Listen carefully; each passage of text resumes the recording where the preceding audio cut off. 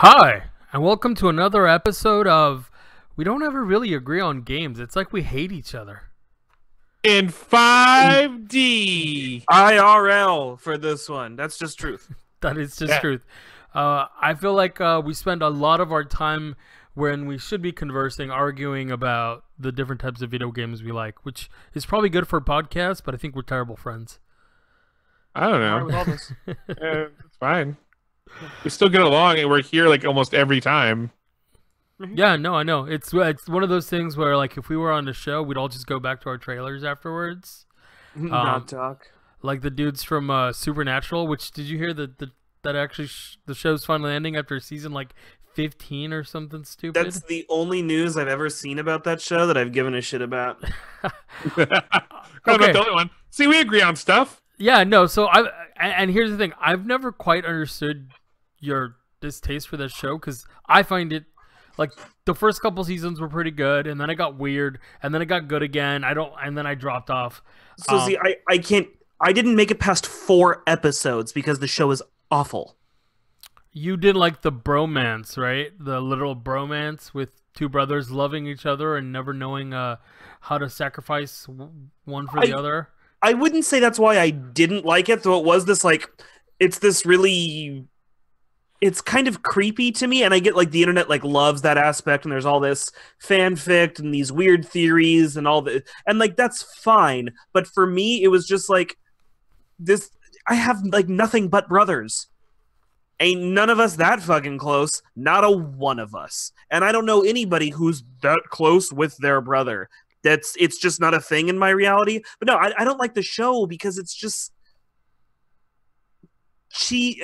it's cheesy horror schlock sold on the two main characters being pretty, and that just doesn't do anything for me.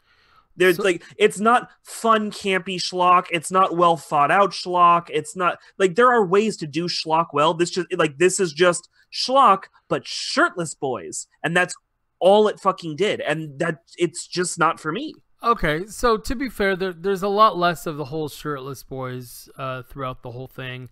I think for me the biggest draw was it pulls from a lot of different mythology, which is nice, and it filled the void. No pun intended.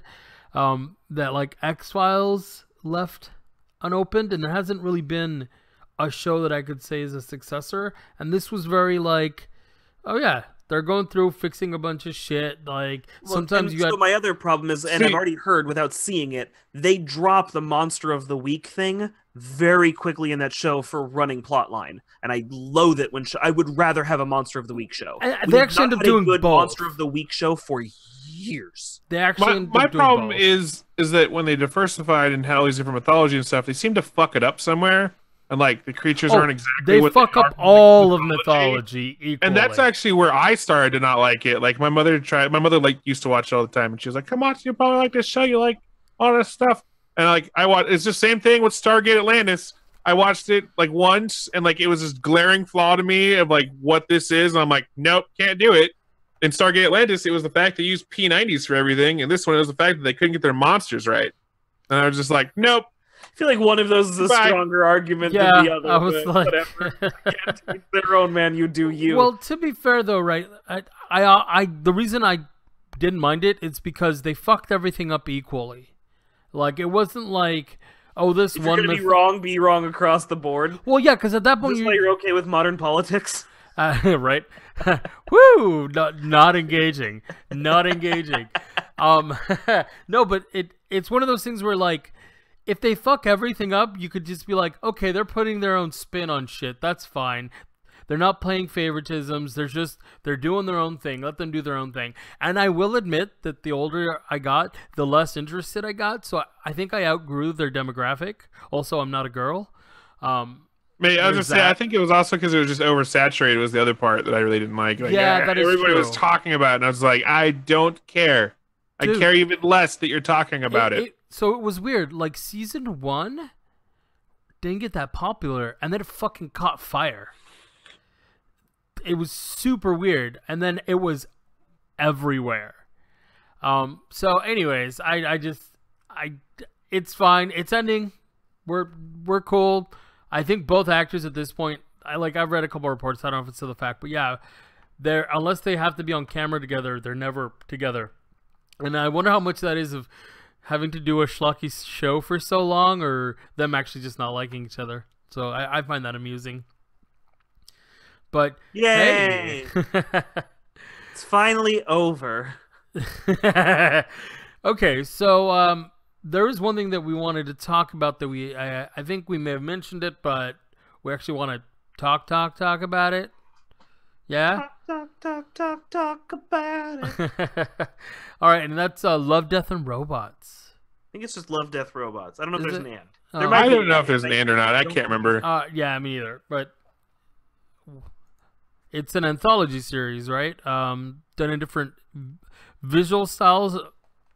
Done in different, like, everything for every episode. Different animation style, visual style, storytelling style, story, universe. It's totally different. Aren't they the same studio though? Like it's not different studios. Yeah, it's and that was like when I first watched it, I had kind of assumed it was different studios or different directors. No, it's one team. Yeah, and that's really rad. Like It's impressive. the first episode is kind of like, okay, I get it. Well, and so hold on, and I already have to derail you because of the way you set this up. I'm forced. Okay. To. This is All not right. a choice. okay. The first episode you saw is not necessarily the first episode everybody else saw. And this is where one of the stupid controversies come in, because nothing good can come out without controversy. Oh, okay. So let's hit the first controversy right away. Pwah, pwah, pwah. Somebody came out online and made the bold claim that Netflix plays the show in a different order for you based on your sexual orientation and gender. What? Straight Okay. male, gay male, straight girl, gay girl, 4 different playlists depending on your sexual orientation. So, And so then, the evidence for this was the person who wrote, as far as I've read, I'm not a detective, I haven't done hours and hours of research. This is from what I read, a couple of articles. If we From did what I hours and read- hours of research, we wouldn't have been doing a media podcast on the internet. Bro, from what I read, the original author's evidence was he, a gay male, had seen it in one order, and his straight male friend saw it in a different order. Oh, you cracked the case. Yeah. Just, woo. So the head of Netflix had to come out.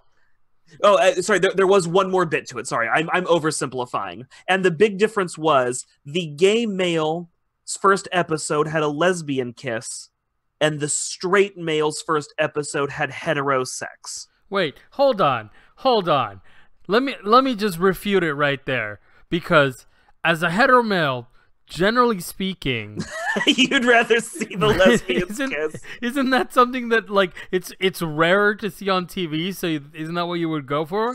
so Bonsai, what episode did you see starting out? So hold on. Let me finish this No, up. no, I'm and then we curious. will do I want to that. see if this theory holds true.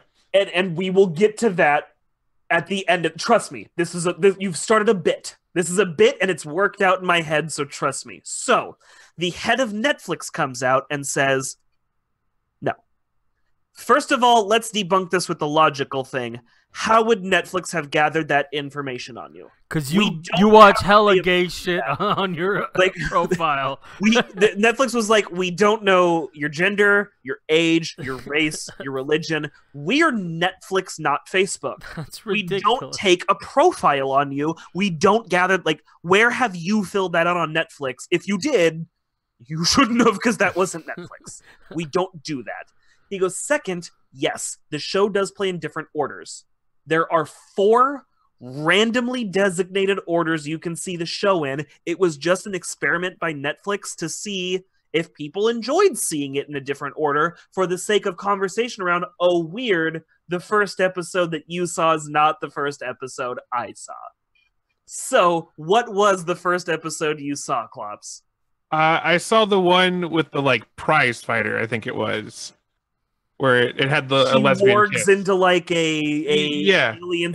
That is the Yeah. first one that I saw, which is the first one that the gay male saw and claimed that the show was stacked. And I was like, See, I was well, gonna say, either we watch the same shows, fella, or it's not at all what you think it is. I was gonna say that, man, if they're Maybe we watch the judging same my shows. I don't know. thing, right? You know, my sexual orientation, and everything. I'm not a girl, gay male. I'm a bi dude. Like, I like Right. both. And actually, I'm a 30-year-old married, like cisgender white male thing. Like, right. Stop it. We're You're not a in the same straight dude. category. But one of the things I thought was really cool about the show is how indiscriminate it was with the like nudity and everything else. Like, I fucking loved it. I was like, it's all here. damn it, Klops, you've already hit on the second controversy, and I now have to derail you again. Do it. So the second Rail him. controversy, I read an article posted by Yahoo. So take the source with big grains of salt because Yahoo. Big But failing I, grains like of an salt. Alzheimer's patient, still read Yahoo's news articles.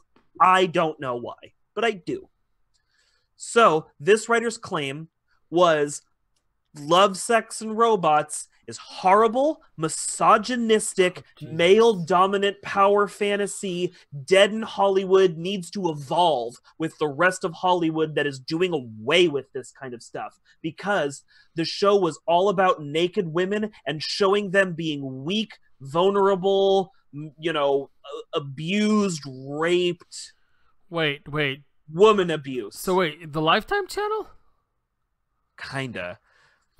But what's funny is she cites like 2 specific episodes, and I made an even further mistake. I read the comments. Never read the comments on Yahoo. Oh my god, it's the lowest form of or life on the planet. YouTube. Wait, worse than YouTube? I was gonna say, like, Worse, because where YouTube it's like kids and you can tell some people are just trying to be dicks. This is like 60-year-old people who really feel this way. That's who still reads Yahoo News. But either way, she cites basically the only 2 episodes where somebody is a victim. And one of them, I would even say, yes, but it doesn't point she's a victim because she's a victim. She's a victim because of fate and greater works going on in the universe. So is that the one where she's like chasing she around? sees her own death and running Yeah. around. Yes. And then it flip flops. Right. Like she is a victim, but at the same time, like she's not really a victim. It's weird. It's weird sci-fi shit, and that's why. And like you said, for me, for every naked lady, there was a naked dude. Like I didn't do a count. I'm not like, yeah, it's 1 for fucking 1, but there was just as much floppy penis as there were bouncing boobies. There was more than floppy. There was hard penis. You know what I mean, though? Like, there was just as much naked dude as That's naked lady. But that's what I'm saying. It had all the variety. It had the Right. soft, gentle, non-masculine floppy penis. It had the hard phallus. It had tits and boobs and vagina everywhere. Like, it was just everywhere. I was like, this is awesome. Like, For any person in, like, a weak passive role, there were just as many in a strong... like, the one where she's stranded in space. Can I minor spoil Yeah. one? yeah, go for it. Eduardo, do you care? I know no, go exactly ahead. which one you're talking about. It's so good. And like this is what you should... I'm not saying they're all good. There were some that I like more than others. Obviously, it's an anthology. That's just how shit's going to happen. This is one of the stronger ones, but it's not a huge spoiler to... Like, it is, but it isn't. Listen to this or don't. Hey, here's a second. Okay, if you don't want to listen to it, don't, like, skip ahead 2 minutes. I don't know. So there's this great one where it's this lady astronaut, right? And she's working on a space station. And it's like a screw or a rock or something comes, like some debris comes flying at her and takes out her backpack. Fucks up her oxygen, fucks up a bunch of her systems, and she's stranded on the side of this satellite that's now spinning a little bit wrong. And she's spinning away from it. Or she's floating away. Like it's the worst case space scenario. Oxygen's running out. You're moving away from shit. What do you do? So, and I don't want to spoil the whole thing, but essentially, she figures out, okay, I can throw some stuff. I can move back towards it, and she fucks up the first attempt. She's out of shit to throw. She got nothing. So she ends up saying, fuck it. rips off the sleeve of her arm, ties it off with a belt, and breaks her arm off because it's frozen in space, and uses that to reposition herself and realign herself and get in her ship and get the fuck home. And she pulls it off. She's a cold-blooded ass thug who ain't dealing with none of Space's bullshit. And even on the way home, they're like, is everything all right? And she's like, I'm gonna be fine. You fucking get a beer ready for me, and like flies the fuck back home. Flies her own ship back home after ripping off her arm in space to save her life. Well, also he says, good. "Do you still need a hand up there?" And she's like, "Funny you should ask." Right. And then that's when she's like, "Give me a beer. I'm gonna come home." Right? You know, like just no fucks given. But in that situation, what are you gonna do? Yeah, you fucking die or you nut up. You're dead. And I love just like that's the positive female role model that everybody's asking for, because it's not like a gender bias fighting against the patriarchy. Overly, like, no, it's just somebody in a dire situation doing what they have to do. They don't make a big point of her being a woman. It's not a thing. It's just a person surviving. Yeah. It's such Very a strong, Ripley. good Say- story. It's the same with the pilot one too. Oh yeah. Yeah, the I thought the opening one was really strong. Like, I looked at my wife after a while and I was like, if that was like a series, I would just watch that series. That looks great. I would just watch that as a full-blown show. I just felt that the ending was like a kind of cliffhanger, and it was just like, okay, all right. But they Yeah. like a It lot was of them were cool. kind of It like was- that. So I guess we Yeah. should explain what the show is really quick, right? We still haven't fucking done that. Right. Sort of. Tell what is the show, Klops? So it's basically an anthology of short animations that range from anywhere from 10 minutes to about 20 minutes, depending on the animation. The maximum number is 13. That's the longest one is 13. No, there's one that's 17. Yeah, take that. Don't think so. I'm gonna double check. I know, I was watching I it. didn't fact check you last week, and you were wrong. That's okay. That's fine. Keep going. I'm allowed to be Keep wrong. going. And each one is a standalone story of some kind, or an element of a story that can lead into a bigger story. Like if they wanted to pick up one of these and like run with it, they can. And I would totally watch like probably all of them, honestly. Even the weaker ones, like they were really good, visually stunning. Some of the writing elements were weaker than others, but some of them were really cool. Show. And I think there's 17 episodes? There's 18. 18 episodes. So You're right. There's actually a couple that are 17 minutes, but it's balanced out by a couple that are 7 minutes. that's what I'm saying. It's like 10 to 20 minutes long, depending. Yeah. All right, fair enough. And even if you don't like one, you're gonna find one that you're gonna really like. Right, and like even more so than Black Mirror, where like everybody always talks about Black Mirror and how it's an anthology, but there's a really specific tone and style. Like, sure, Yeah, for it every changes single one. style, but at the end of the day, it's supposed to be these hard hitting message kind of. If you don't like a couple of Black Mirrors, you're probably not going to like any of Black Mirrors, save for one or two. With this, I think anybody could find a couple that they enjoyed. Right. Yeah. At the very least, like lowest tier, you would find a couple that you really liked. Yeah. 'cause So the first one didn't really bring me in, but the second one I thought was really witty and fun. So the second one was the 3 post-apocalyptic. Yeah, Yeah. that was a blast. Loved that. I thought there was no blood, no gore, unlike the first one, and Right. it was just this really witty, really well written, kind of just like scenic thing. You know, It felt like a Pixar movie, honestly. yeah, it could totally have been, right? You know, and then it gets into some of the grittier stuff, and I like that too. You know, like I had my girlfriend watch a couple of them with me. I was like, "You got to watch this one," right? And she was like, "Okay," and she kind of liked it, and then she went back to going playing her thing, and then I'm watching it, and then slowly but surely, as things are coming up and new episodes are happening and new things are happening, like it's the Shapeshifters episode. It's called Mhm, Shapeshifters, mhm. and I'll just leave it at that. She was like off her computer and then sitting next to me watching this episode, and then the next episode came on and she's like, okay, and then like went back. Right. So like there's definitely stuff that intrigued her while she was playing games and shit, right? And I'm just sitting there like, this is all awesome. Like I love this shit. Yeah, I liked the majority of them, but it's a lot of it is very much my style of stuff. Yeah, it's all darker tone. It all has darker messages. It's very human in a lot of ways. It's also very like Actually, I love the one showmanship. that almost worked like a Saturday morning kids cartoon. It was just slightly too violent for a Saturday morning kids cartoon, but Are you it's the one talking where about you're like, the farmers? No. The one where they're all like robot people and they're trying to hijack that Oh yeah, the yeah, truck. yeah. That was so good. Just slightly too violent for a Saturday morning kids cartoon, but I mean scale it back slightly. Yeah, And you have like a serious, Mega Man. WB Kids Network morning, and I would watch the shit out of it. It'd be great.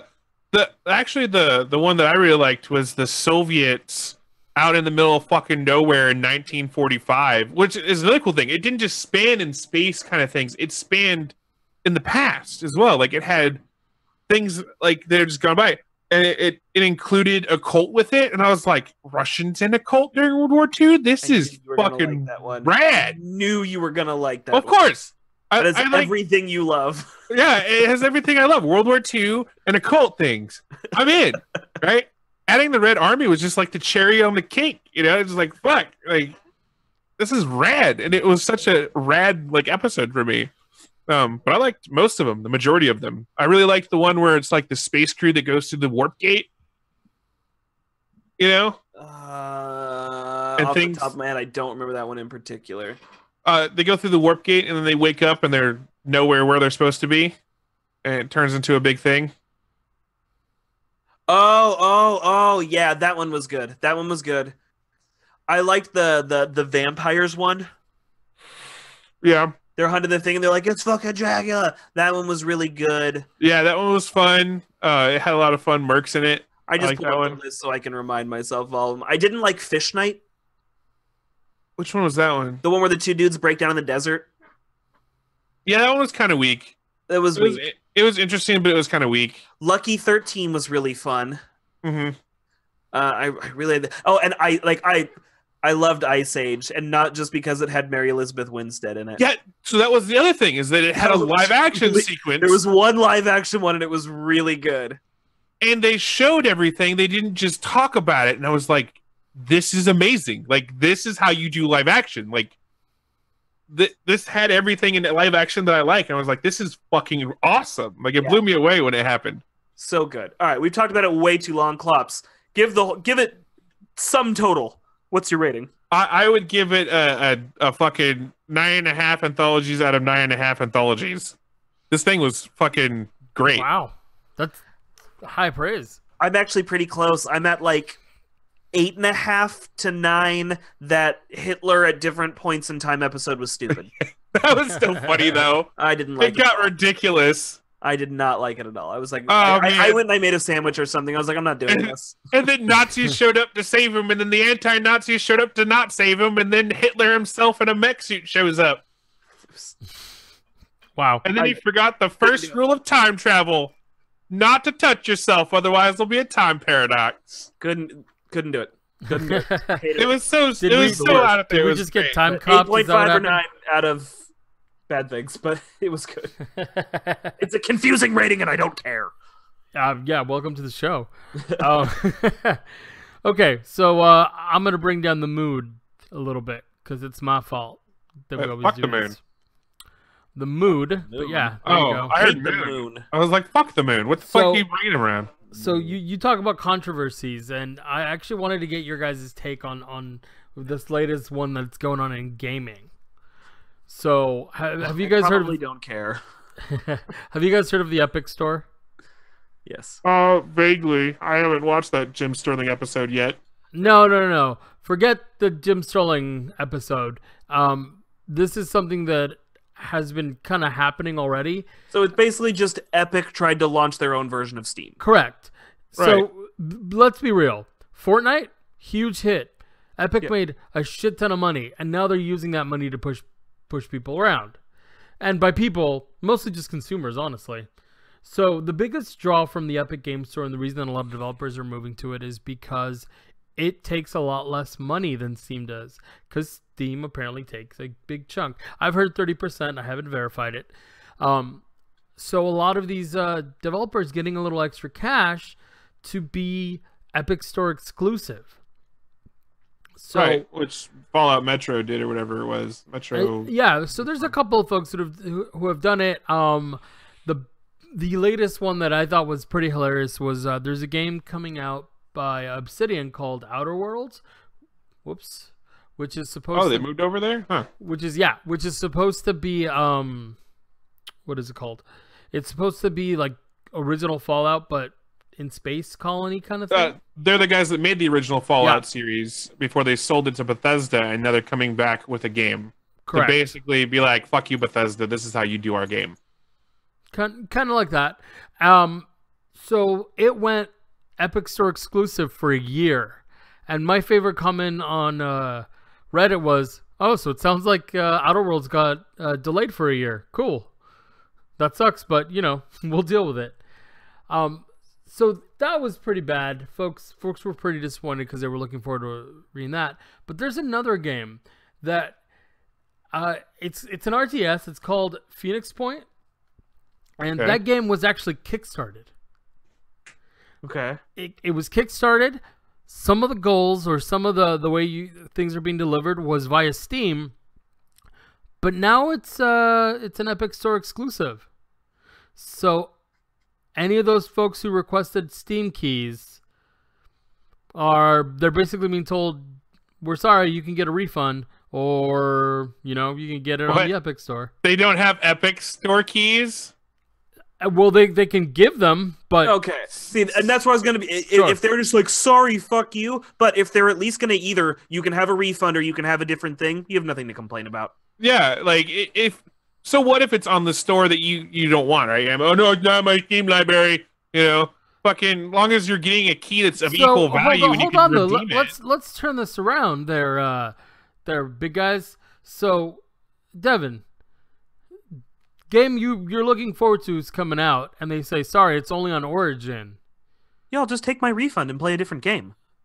See, and a lot of people are saying that. Here's the kicker: the refunds are being done through this third-party website that the developer totally trusts, and they're not taking any other PayPal or any of the normal ways, because it's been so long since they kickstarted, they can't just refund it to your original payment method. So now you're expected not only to, you're either giving your information to Epic and use the Epic Store, or this third-party finance whatever. Okay, yeah, that's not okay.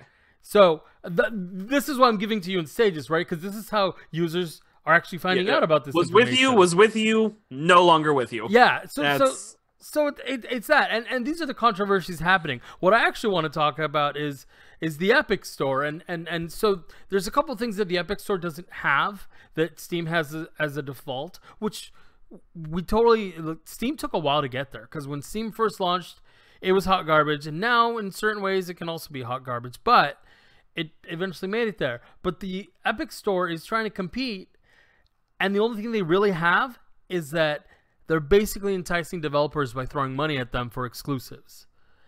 They don't have simple things like there isn't a chat, there isn't a way to review the games, and there also isn't a way. They don't have a shopping cart. That's weird. Feature, like you can buy a game, but it's just like, hey, yeah, here you go, buy it. You can't just add shit to a shopping cart. Like it just seems like this mishmash of shit they don't have, and gamers are kind of they're kind of pissed about all this stuff in general, because there was these games that they wanted to do, and some of them even going as far as kickstarted it, right? And then the store was like, yeah, all right, sorry, we're gonna go get this pile of money from these guys. So what do you guys think of Epic throwing money at developers like that? I mean, I could see why the developers would be enticed by that, right? I Yeah. mean, Legitimate business one- practice. Because we like if money. one business is going to take more money for you for the same reason, why not go with the cheaper version, right? But I don't know. I don't really use Epic Games for all that, and most of the time, like when Metro, I was kind of interested in Metro. I was like, cool, I'll wait for it to go on sale and I'll pick it up through Steam or whatever, right? And they went out and went, oh, we're going to Epic Games now, and I was like, all right, bye, see you later. I guess I won't play you, until I can get a key from Humble Bundle or something. I don't give a fuck. Right. And for me, it's less even about I'm not like some Steam loyalist where I'm like, Steam is Lord and they are the only thing Yeah. that works. I just don't want 10 different platforms on my computer. Steam is at least trusted, and it is the convenience of I've already invested my shit in the Steam basket. I would like to have my games live in one place. Plus, Epic is so new. That company could fail in a couple of... Well, I realize that they've been making games for years. I'm saying the Epic Store. The Epic Store is so new. That could fail in a couple of years, and the servers are gone, and your shit's gone. You know what I mean? They're not a trusted source at this point. Well, I think that the real thing that they should do is maybe like get exclusives first if they want to do that. Like entice people. Oh, come over here, and for the first year of your game's out, fucking we won't take that much some money. of them they are doing that. Like I was telling you. And then you can get it released on whatever other platform you want. You know what I mean? Like, let it go to Steam, let it go to Humble Bundle, because in the end, those are where you're going to make more money off your game being older. Right. You're not going to make more money off of the Epic Store unless they're going to do like Epic Steam sales and stuff, right? You know what I mean? Like that kind of shit that draws people in. Like, oh man, this game that I wanted that was like normally $60 is now only $20. Yeah. And I don't think that Epic has that kind of pull right now. I can see why they would want to combat Steam. It's a good money maker for their company if they can get away with it, right? But I feel that doing it in the right approach is what they're going to need. Well, it's becoming the streaming service thing, right? Like, it was nice when there was one service that just carried all your games. It was nice when there was just Netflix, and eventually they kind of got everything. Yeah, but now there's 400 different things. I don't want 400 different services on my fucking computer. Well, speaking of, Google is launching a game streaming, Stadia, and so is don't even get me so started. is Apple. Apple just announced one too. Well, I understand that. I understand that not everybody wants a bunch of things on their computer. Sure, I don't want either. But at the same time, competition is good. Sure, because I remember when as a developer, have a refund. Cry about people not going like, oh, what do you mean they don't want this other service? Like, oh, come on. No, like people are allowed. Your fan base is allowed to go, fuck you, I'm not getting that thing that you're going exclusive to. Sorry, it's the same thing in the console world. You can release PlayStation exclusive, or you can go on all three platforms and probably make some more money because you're not picking this one audience. Yeah. And this brings me to a good point, though. So, like the Epic Store, competition is good, but they're actually being kind of anti-competitive here, right? Like, they're just snatching up games like this and just throwing money at it because they happen to have a lot of money. That's no different than a streaming service, though, saying, hey, our show's exclusive to this service. And at the same time, you have to start somewhere. Do I think it's the right approach? No. Do I think that it's something they can do and they should do it? Why the fuck not? If they have the money to do it. It just seems like everyone's trying to take the Apple approach where we're building off our walled garden, and to play in our garden, you have to play by all of our rules. And some of these rules seem very anti-consumer, and it's really unfortunate. Like that's the business that we're in right now. Everyone is trying to be like Apple because Apple has made a bunch of money. Yeah, but honestly, I just saw what their the Apple TV Plus and the Apple game streaming. Honestly, neither one of them looks like it's going to attract much of the core audience for those two things. That's whatever. I don't care about that. I understand what they're doing. It doesn't mean that I like Apple for those things. As a matter of fact, I hate Apple for most of the things. I like my iPad. Oh, good. I found a product that was $800 that I liked. I better like it for $800 fucking dollars. Bro. You know what I mean? But have I found much use of it outside of my writing and like maybe doing some video editing if I want to? Fuck no. Yeah. Actually, I use mine every day, so I can't really bitch. I don't use mine every day, but when I do, I enjoy it because at least it's high quality fucking bullshit that I could watch something on, or it's portable enough for me to like have a bunch of real estate to do what I want to do in a portable format.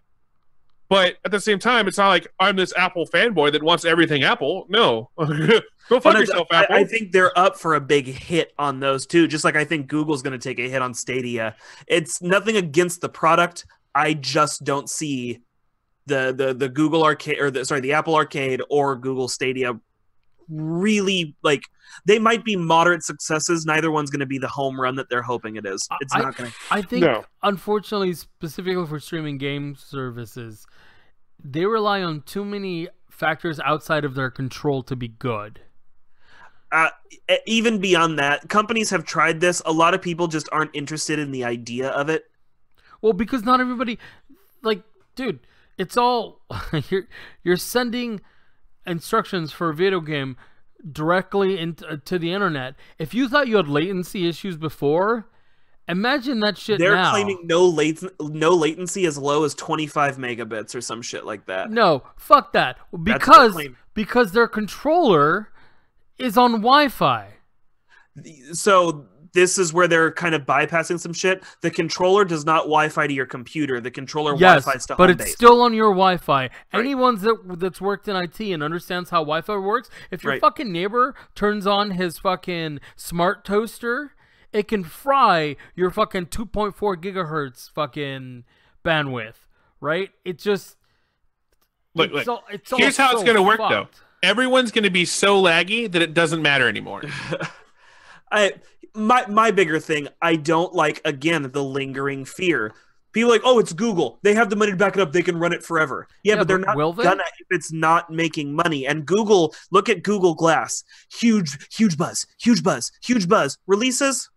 Yeah, those suck. Don't make those anymore. And they fucking didn't. These Google Stadia, you could invest money in a game, and in 2 years' time, they can go, this isn't working. Shut down the servers. Bye. Dude, Fuck you. Google does it all the fucking time. Look how Exactly. Look, They're Google, notorious for this shit. Look at Google Plus. Look at some of their hardware. The Google phones that are not really a thing anymore. Look at the Google Home now is a big deal, but there was a thing back in the day that was trying to compete with Apple's fucking Expresses and all that. The little Wi-Fi, Right. and they were just like, yeah, so we're not gonna push any more updates to this K-Think Spy. And this is like, I know I sound like the crazy old wait till the world burns, hee hee. Digital services, even like my PC games, I like Steam because Steam's been around forever, but Steam can go away. And if Steam goes away, essentially, unless it's like installed on your computer right now, Yeah, it's going to be gone. I don't do digital comics, and if I can avoid it, I do physical media for my console games. Physical, because nobody's taking this shit unless there's a horrible accident what's really or I get rid of it. What's really shitty nowadays, even for your physical games, your retro consoles are safe. But anything once like Xbox Live or PlayStation came live, even your physical media games are fucking useless. Yeah. Because some of them won't work without the day one patch. or even worse, they do a check before they go into the game. Yep. And this shit becomes unavailable. Like, yeah, try to play the fucking first Destiny even with a fucking media disc, right? Like, right. It's really scary. Like, things that you're buying that you think you own, you don't own. You own the idea of it, but you don't really own it. And that's why I can't get behind things like Apple Arcade. Actually, the Apple Arcade, I'm kind of pissed that a large chunk of the library is like, it's shit from the Apple Store. Yeah, I have a phone, asshole. I don't need another thing for that. And the problem for that is that why would I pay money to go into apps that are just going to make me want to pay money again because they're all fucking predatory like that? And even beyond that, it's the fact that they can... what's the Flappy Bird? That shit was huge. And it's gone. Unless you already have that on your phone, it is gone. It's gone. That game is gone. Yeah. Yeah, but that was specifically pulled as well. No, dude. Sure, but no. can't Actually, pull my comic from me. No. Apple changed how their phones work and how their basic like security and how they run their apps in the devices to where I think it was 2017 where a bunch of developers like, dude, if you don't update your I think it was your SDK, your phone's just not going to be allowed, your game's not be allowed in the store. So I'm trying to play Shadowrun on my new iPad that I just bought, and I can't fucking play it because the company's like, dude, Shadowrun is so old. We didn't invest the developers to update to the new version of the Apple Store. So, okay, thanks, bye. And I can't play this game that I paid for. And yeah, it's bullshit. Right. So I mean, that's just like the licenses and stuff that can go away as well. I mean, technically everything, right? Minus like cartridge games, and even those fucking if they have the little batteries in there, they're fucking done. You can replace change the battery. Yeah. Yeah, but all your saves are gone, especially like the old Pokemon like as far games. as like licenses and shit. Like what was it, Wild Arms? Wild Arms has been sitting around forever, and no one's picking it up because companies have it, and they're just not going to let anybody else do anything with it. Yeah, like it's a really sad state, and companies jumping in on that, they're really going to have to do something to prove to not everybody, but to a big chunk of the market that like, hey, your stuff is safe and it's not going anywhere. Instead of this like, oh, I guess you better get your fucking friends to sign up and pay or this shit's gonna go. It's wrong. It's fucking wrong. Can't get by. Honestly, I've been shying more and more. I love my gaming PC. I love a lot of the games I have on here, but I'm finding more and more reasons to not play games on my PC anymore. Yeah, it's PC gaming used to be where it's at, and honestly, I'm going back towards consoles, man. I bounce back and forth, man. I play the shit out of my Switch because of the commute and stuff, but I do like my PC games. I like how, especially the games that I play, I have way better control on my PC. So I'm definitely enjoying that. But anyways, so yeah, no, I just wanted to bring that up because yeah, it's a bunch of controversies around that, but the core is they said it never gave y'all mofos money. Yeah. Cause that's just, dude, I like Epic Games, or at least I used to. Fortnite is a fucking blight on the gaming community, I think. Yeah. And I it's mean, funny. Apex killed that, apparently. Huh? Apex killed it. Honestly, everybody's talking about Apex Legends. I'm really hoping, except it's EA too, and I don't know. Yeah, that's the surprising part about it. It's actually really that good. I play Apex Legends. I hated Fortnite. I still am like, nah, this is a game not for me. But I'll fucking go play Apex Legends in a heartbeat. Go have fun with that. Battle Royales are just the new Dota. Oh, the new MOBA. MOBAs, yeah. Battle Royales are just the new MOBAs. It's gonna be around for a hot minute, and then it's just gonna fucking die, and nobody's gonna play them. Well, it's not the Battle Royale. Like, I really don't care about the Battle Royale like features anymore. I just happen to like Apex Legends because it's fun and my friends like it. But it's another Battle Royale. In your opinion, it's just the best flavor of Battle Royale, but it's still just a Battle Royale. Yeah, no, you're totally right. Like I said, I'm dying out of the Battle Royale feature. Like I don't play them on my own anymore. I used to play PUBG for hours by myself, and like now I just don't. And I think it's because I played PUBG for hours by myself. I'm like, nope, I'm good. Yeah. I don't need to keep hot dropping into this one map, fucking wrecking people. You know, I was never drawn to it. Just call it not my style of gameplay. Yeah, no, just. But it's really funny though, because like if I play with other people, like all that Battle Royale knowledge comes out, and I'm like, yes, we need to take circle positioning here. We need to do this there, and like. Everything I just did in PUBG, I just transfer over to other Battle Royale games, and it works. Yeah. Like it's at least a skill that can transfer over to other games, I guess. But yeah, so anyways, controversies rising, and let's talk about something else. When you want to talk about it, why don't you control this? This is all in your hands. Actually, there is one thing I want to talk about. Klops. Yeah? You need to talk about Kung Fu Yoga. Oh, god damn it. I forgot about that one. So, what? Over the weekend, not only did I finish Love, Death, and Robots, I watched a Jackie Chan movie. Possibly the worst Jackie Chan movie I beg to differ, but go on. I have ever seen. Not that Eduardo's ever seen. I don't think you've seen Kung Fu Yoga yet. You should definitely. Not yet, but now I want to. And you could tell me that it is the worst Jackie Chan movie you've seen. So... This movie starts off with Jackie Chan being a professor, right? But he talks about this story about this Chinese general going over to India to help this dynasty of some kind. I don't know. I couldn't follow. It was partially in Chinese, which was cool. I was reading the subtitles. But then when anybody from India speaks, it's in English. And it just like jarred my brain. I was like, what? Why isn't this all in just Chinese? Like, I'm expecting to just read this whole time, and that's not happening. And now I got to go back and forth. And like for the first like 10 minutes, I was like, is this whole movie just CG Jackie Chan? Like, I watched Jackie Chan for the cool stunts and like him being Jackie Chan, right?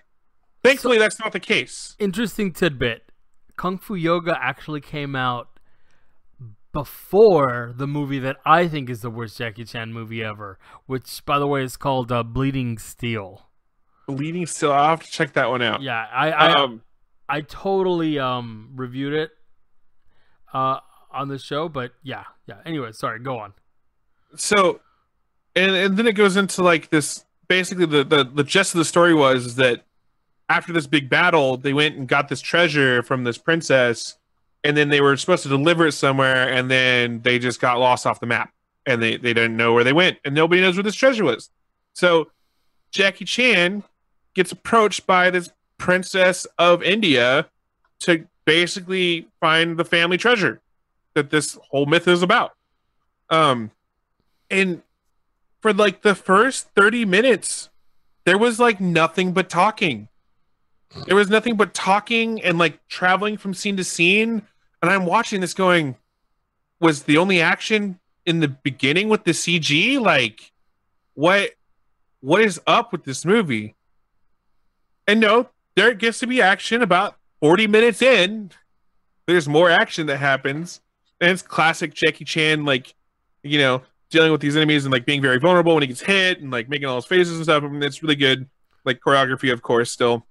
And then they introduce like the bad guy, and he's also from India, and nobody knows what his deal is except for he's like a pompous asshole. Is this Jackie Chan Goes to Bollywood? Pretty much. This is pretty much Jackie Chan Goes to Bollywood. And like, and then it goes like to National Treasure-ish, because like they find out where the treasure is, and then they take the treasure, right? And it turns out that the gold coins weren't what they were after. They were after this like medallion piece that's not actually a medallion, it's a like piece to a scepter. But then it gets stolen and goes to auction off, and like now they have to go get back again, and it was just a mess of a movie. And like as I'm watching this, I'm like, what the fuck happened, Jackie? Like, are you just signing up like for anything? Are you becoming the fucking Nicolas Cage of China? I actually, now I'm sold that you're helping the movie with a description like that. Look, Yeah. I'm not against any of you watching. It's on Netflix right now. Go watch it and tell me what you think. I honestly was confused, including, I don't want to spoil any more of it because like it just gets so mind-boggling out there. They do. I will mention this part. There's one part where they're in a tomb and they have the like scepter all together, and he's looking around, and I'm like, are they just going to Indiana Jones this? And they totally Indiana Jones it, and then Jackie goes, I was a big fan of Indiana Jones. I was like, at least they fucking admitted it. At least they said the reference that they were doing blatantly. I was like, thank God for that one moment. So speaking of bad movies, because this came up recently, we'll come back to this. Did you guys ever watch the Corey Feldman movie that we talked about? Yes, I did. Corbin Nash or whatever it was. Yeah. Yes, I did watch that one. That one was actually really fucking funny. Oh my god, Bonza still hasn't watched it. I think we all need to watch it. By all, I mean just you, Bonza, because the rest of us have seen it. Yeah, I'm not gonna do that. No, you should definitely check it out. It's definitely your kind of schlock. It is weird and schlocky and I'm telling you, man, it was good. It was good for like a piece of shit. I honestly. No, it's fucking terrible, but you should watch it anyways. Yeah, I'm probably not gonna do that. Oh, Come on, it was like a beautiful train wreck. It was just amazing in so many different ways. I've never seen Corey Feldman in anything else because I've never seen Lost Boys. So it was more than just Lost Boys, but what's something else he's been? Every time they talk about him, I always just hear Lost Boys. he had an entire career. Well, I have never He was seen in it. Stand By Me. Was Lost he? Boys was better. He was the kid who had his ear burnt off. He was in the Goonies. He was Yeah. in Gremlins. I've never seen Goonies. I have seen Gremlins. I didn't realize he was in it. It's been years. Yeah, Goonies. You should definitely watch Goonies, at least the first one. And No, then you shouldn't. Yeah, watch it. It's a It doesn't classic. hold up. I didn't say it hold up. I'm just saying he should watch it. It's a piece of like classic American cinema. Anyway, Goonies never say die. Goonies. sometimes they die. Anyways, all right. So sorry. Kung Fu Yoga. Please go on. I must know more. Okay. All right. If what I have told you hasn't sold you already, I'm going to give you the spoiler. Because even if I give you the spoiler of the ending, it still is unbelievable when you watch it. All right. So if you don't want to hear it, go away now. Come back in like 2 minutes. All right. So, yeah. So, they have this big fight with the bad guy, right? In the place they found the treasure, and then how does the fight end? All these random people walk in, and he's like, see, this treasure was for the people all along. And then the bad guy goes, nothing. He doesn't say a goddamn word. And just looks at Jackie Chan, and accepts his defeat, and then they all fucking Bollywood dance. All of them. Like, amazingly, this bad guy is no longer a bad guy. He turns out he's a friend all along. Wait, And they just have this giant dance sequence. you're messing with me, right? No, I am not messing with you. Oh my god, I was 100% right. This is Jackie Chan Goes This Bollywood. is Jackie. Which- Yeah, I told you were right. This which is I Jackie actually Chan have more respect for at this point because goes to Bollywood, and I was like, "What the fuck just happened?" Bollywood is known for their schlocky, way over the top cinema. So, yeah, okay, I'm good with this. This makes sense. Yeah, no, okay, fair enough. Jackie Chan's branching out into other cultures. More power to him, bruh. I mean, that's fine, but what was the 30 minutes of just fumbling around at the beginning? Oh, you know, puberty. Couldn't we have fucking like just moved that along? I don't. To be honest with you, I've never actually seen a Bollywood movie, so I don't know how to answer that. Maybe, maybe not. Maybe the fumbling around is part of the experience. Maybe, I don't know. It was something else. It sounds like it was amazing. I'll rate it. It was something else out of something. I don't know what the fuck to rate it. You're like, I got nothing. I got nothing. Honestly, it was just mind blowing the whole way through. Like, what is this? Oh yeah. So the movie that I was talking about, by the way, is called Bleeding Steel. You should watch it. I know I said it before, but I'm saying it again because you should watch it. It's like a terrible episode of the Power Rangers, but with Jackie Chan. It was all kinds of weirdness. See, that sounds amazing to me. That at least sounds like it makes more sense. All right. So before we go, we got about 10 minutes here. I actually do want to hear about the latest season of Young Justice there, Bonsai. So I actually rewatched the first 2 seasons first, and I'm like 3 episodes into the latest season of Young Justice. Okay. So far, so one of the things I was talking to my wife about, just rewatching Young Justice season 1, remembering the broad strokes but not the fine details, I was like, you know what's always kind of bugged me about the DC universe at large? So you have all these aliens and super tech and magic and all that and stuff, but they always show the background people as just sort of living daily lives. Like, why is there no impact of super tech on the economy? Why are there not better computers in the hands of everybody? Why is there not trade routes with aliens and shit?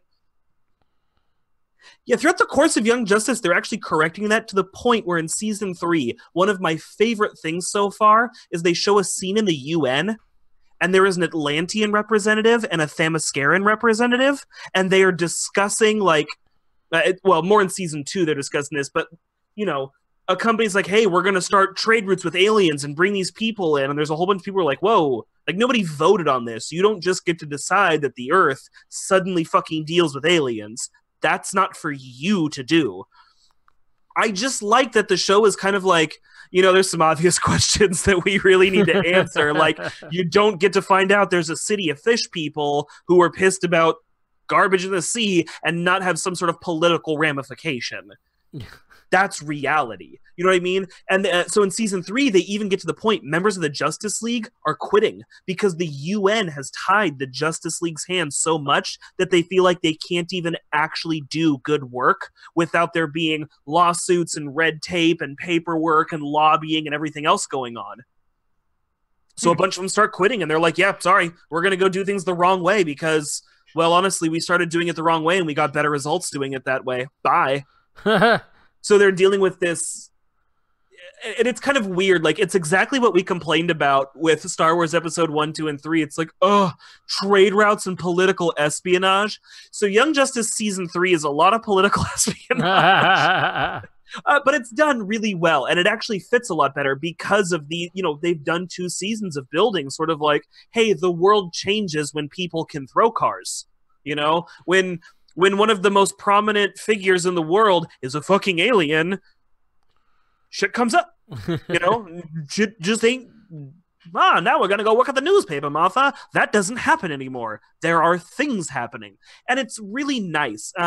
They get the whole voice crew back. You get to see, so they do another time jump between seasons 1 and 2. There's a big 5-year time jump. This one, there's another, I don't know if they've said how long it's been, but there's been another big time jump. It's fun. It's fun seeing sort of where folks have ended up. And I'm 3 episodes in. I still haven't seen everybody, but I like what's happening. We've introduced some new characters.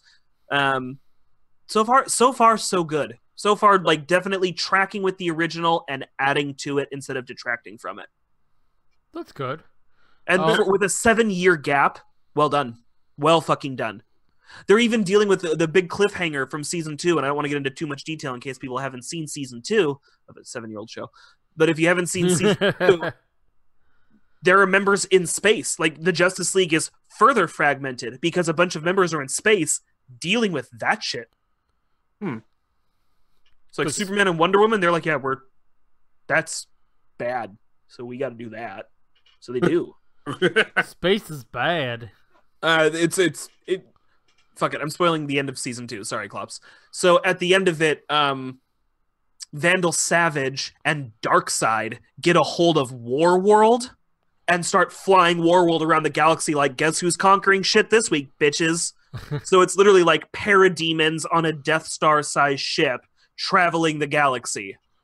So is Vandal Savage related to Randy Savage? Yeah, brother! No, you never heard of Vandal Savage? Vandal Savage is the immortal warrior in DC. So he's a caveman who gets hit by this, like, gives him space radiation, and now he lives forever. I remember watching an episode of like Justice League, the animated series, where he like is the last man on Earth, and he's like, "It was all stupid. Yeah, I should have destroyed the planet." Did you do you remember the meteor? What it was that gave him his powers? I believe they go over it. That's probably one of those things where they've gone over it several times with different iterations over the years. But no, I don't recall it being anything specific. Since we still have, can we go a little bit? The other 2 things I have are very quick because I only watched 1 episode and they're not good. Okay, go on. I don't have things for it, but go on. Okay, so Critters: The New Binge. If you've ever seen the 80s Critters movies, it's a web series based on that. If you've never seen the Critters web series, largely it's a sci-fi Gremlins knockoff that's really fun but really bad. Is that like Trolls? No. Like the movie Trolls, not the like No. Trolls? No. Critters are like little green porcupine demon puppets, and they roll up into balls and shoot quills at people and eat them. But they're also like sentient and fly ships, and there's bounty hunters who don't have faces, who just copy the faces of the first person they see, so they can blend in on planets and bounty hunt. And that's essentially the whole movie. The web series is that, but campier? Like, it opens up with the Critters talking to President Critter as he sends them on a mission to go rescue one of their operatives who's on Earth, but they have to be subtle, and the first thing they do is eat all the pets in a veterinary clinic. This is like Invader Zim, is what you're telling me. It's actually a better allegory. Did you ever see the Attack of the Killer Tomatoes children's animated television show? No. Yes. So Attack of the Killer Fox Tomatoes Kids. was like it was supposed to be a parody of a horror movie, but it was essentially a horror movie. They made Attack of the Killer Tomatoes the cartoon show, and it's about how it sounds. It's about talking mutant killer tomatoes and these kids who try and stop them. This is essentially that, but live action and with no budget. I'm pretty sure they bought the Critters puppets used. Wow. So they went on eBay? Yeah. I made it through 1 episode. My brother is very optimistic, though super shitty horror is his jam. I think this might work for him. It does not work for me. The other one I tried is called Living Rooms.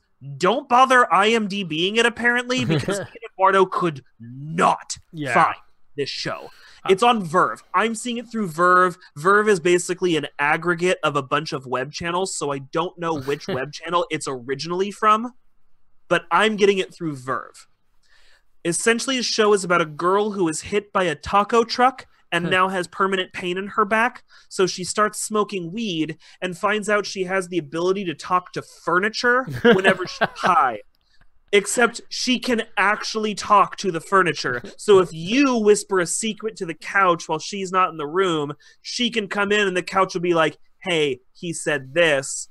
So, like, legitimately, furniture is alive, and she can talk to it when she's high. The one thing I did like, I love the aesthetic they used. If you've ever seen old Pee-wee's Playhouse, remember how, like, the chairs and stuff would talk?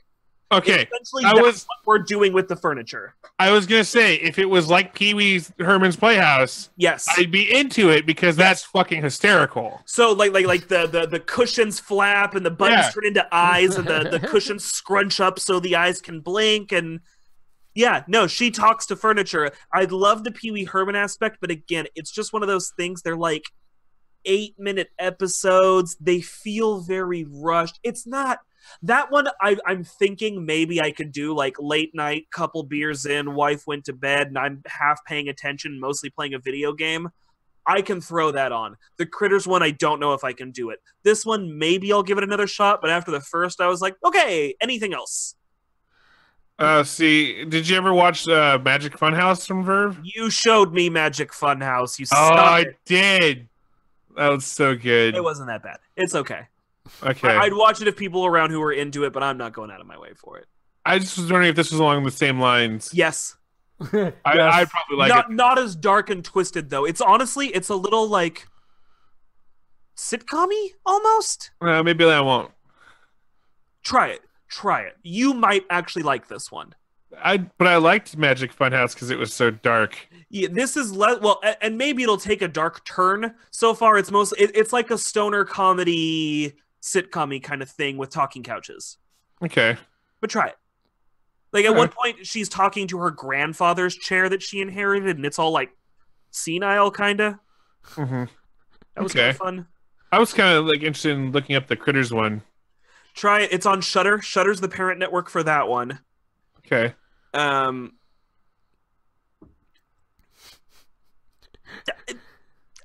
got nothing. End the show. All right. On that note, catch us Tuesday nights while we play a live-action World of Darkness RP, also here on YouTube and other places, because I forgot we also record this. Speaking of, get this recording on iTunes or Podbean, and yeah, we are live here, YouTube, usually Mondays 7 to 8. All right. Any final words? Klops? I like campy horror stuff. Maybe that will be good. Oh, that's great for you, big guy. Bonsai? So literally the bounty hunters land in Australia and go up to a guy in the middle of the outback and take his face and go, how far is it to Iowa? And he pulls it up on his phone and it's like 10,000 miles and he hands the alien bounty hunter his phone. And so the aliens start running and one looks at the other and he goes, how much further to Iowa? And they look at the phone and they go, 10,000 miles. And he goes, run faster. And then they keep running. And by the way, this whole thing is in front of a CG desert because they couldn't afford a desert. Yeah, it sounds like my kind of schlock. They couldn't afford a desert. So it sounds like it's Last Starfighter levels. Of, worse. I love Last Starfighter. You were just so wrong. much worse. On that note, bye. See ya.